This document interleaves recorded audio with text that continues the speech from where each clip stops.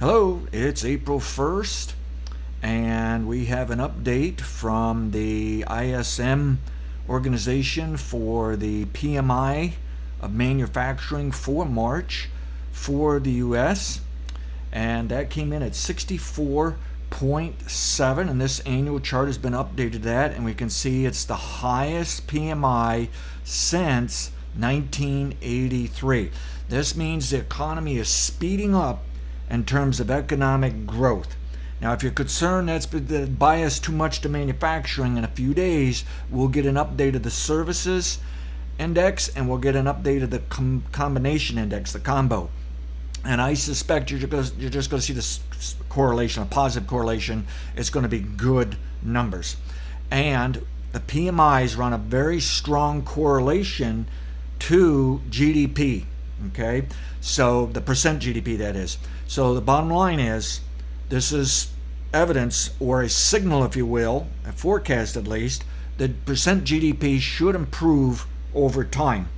I think by the end of this year, we will see quarterly GDPs in positive territory. We're going to see the annual estimate for GDP and even the final as positive, meaning net growth, recession over, recovery over. According to PMIs, the recession was over last year, actually. But it depends on your definition. You could have waited until late last year to make that kind of a call. When you go into a variety of economic indicators, you could argue we were still in recession, and you could also argue that you want to see that positive GDP. Well, we're going to get it. Okay, so the model is still bullish for this decade, and let me convert this to swing to another chart here. So this chart is a cumulative study of the PMIs. It simply says if it's above 50, you've got net economic growth, and you want to add that amount of that indicator of the PMI to the prior month. If it's at 50, it's unchanged, you do nothing. If it's below 50, you subtract the PMI from the prior month. The beauty of this indicator, and I call it the econ trend indicator, is that it seems to reduce some of what some people call the noise, but according to my business cycle model, there's no such thing as noise in markets or a lot of business data or in the economy.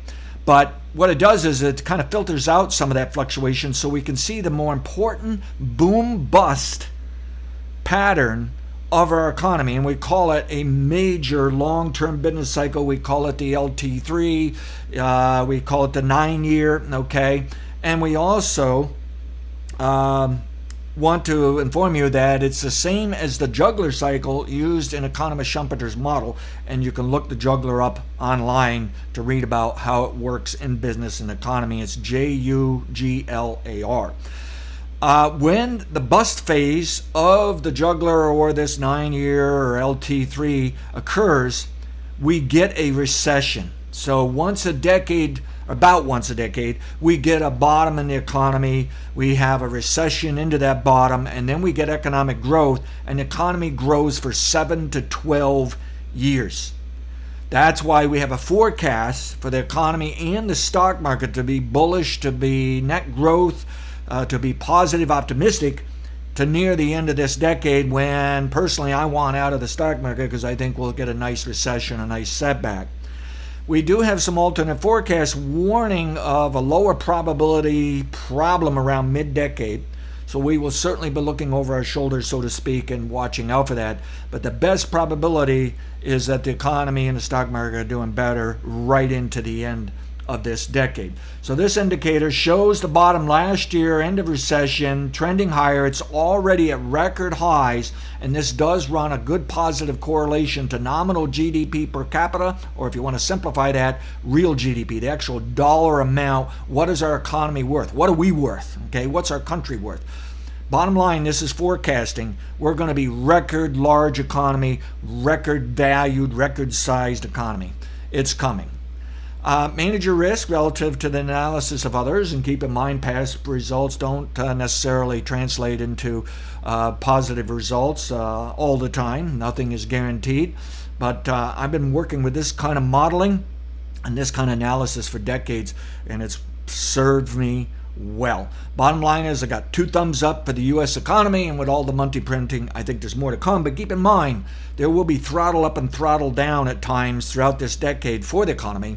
And in the stock market, we're going to see twists and turns as well as commodities and real estate. But overall, I'm optimistic. Have a great day. Have a great week. Stay safe. Stay healthy. Thank you.